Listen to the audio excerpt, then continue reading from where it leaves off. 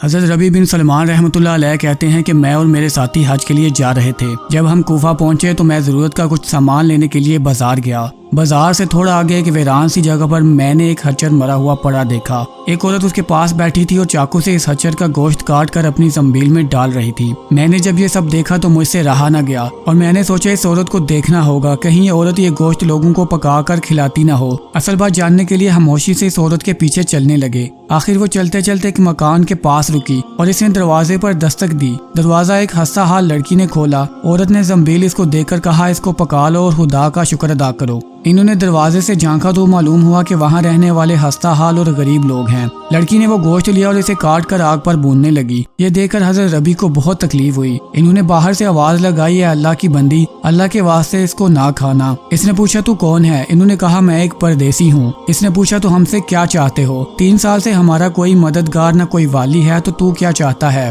آپ نے کہا، مجوسیوں کے فرقے کے سوا مردار کھانا کسی مذہب میں جائز نہیں۔ وہ کہنے لگی، ہم خاندان نبوت کے شریف سید ہیں، میری 4 بیٹیاں ہیں، ان کے باپ کی خواہش تھی کہ وہ ان کا نکاح اپنے جیسے ہی لوگوں میں کر دے، مگر اس کا انتقال ہو گیا۔ ہم جانتے ہیں کہ مردار کھانا جائز نہیں ہے، لیکن اضطرار میں جائز ہوتا ہے۔ ہم 4 دن کے فاقے سے ہیں۔ حضرت ربیع یہ سن کر بہت بے چین ہو گئے۔ وہ واپس آئے اور انہوں نے اپنے ساتھیوں سے کہا کہ میں نے اپنے حج کا ارادہ ملتوی کر دیا ہے اور تمام حج کا سامان، چادریں اور احرام وغیرہ لیا اور نقد 600 درہم تھے وہ لیے اور ان میں سے 100 درہم کا آٹا خریدا اور باقی درہم آٹے میں چھپا کر اس عورت کے گھر پہنچے۔ یہ سب سامان اور آٹا وغیرہ اس کو دے دیا۔ اس عورت نے ان کا شکریہ ادا کیا اور کہا کہ اے ابن سلیمان، اللہ تمہارے پچھلے گناہ معاف کرے اور تجھے حج کا ثواب عطا کرے اور تجھے جنت میں اعلیٰ مقام عطا کرے اور ایسا بدلہ دے کہ تمہیں بھی ظاہر ہو جائے۔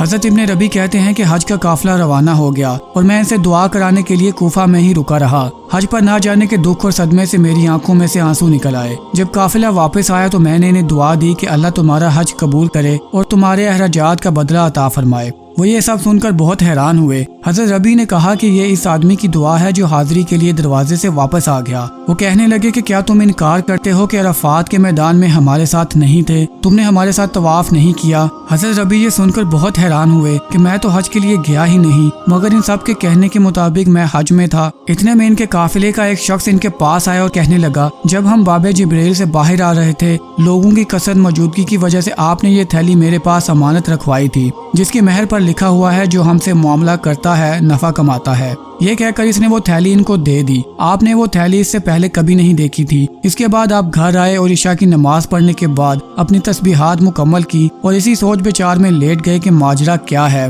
آپ کی آنکھ لگ گئی اور آپ کو خواب میں حضور صلی اللہ علیہ وآلہ وسلم کی زیارت نصیب ہوئی۔ آپ نے تبسم فرماتے ہوئے ارشاد فرمایا کہ اے ربیع رحمت اللہ علیہ، آخر ہم کتنے گواہ اس پر قائم کریں کہ تو نے حج کیا ہے؟ تو مانتا ہی نہیں۔ بات یہ ہے کہ جب تو نے اس عورت پر جو میری اولاد تھی حج کیا اور اپنا حج کا ارادہ ملتوی کیا تو اللہ نے اس کا نعم البدل تجھے عطا فرمایا۔ اللہ نے ایک فرشتہ تیری صورت بنا کر اس کو حکم دیا کہ وہ قیامت تک ہر سال تیری طرف سے حج کیا کرے، اور دنیا میں تجھے یہ عوض دیا گیا کہ 600 درہم کے بدلے 600 اشرفیاں عطا کی۔ ربیع کہتے ہیں کہ جب میں سو کر اٹھا تو میں نے اس تھیلی کو کھول کر دیکھا تو اس میں 600 اشرفیاں موجود تھیں۔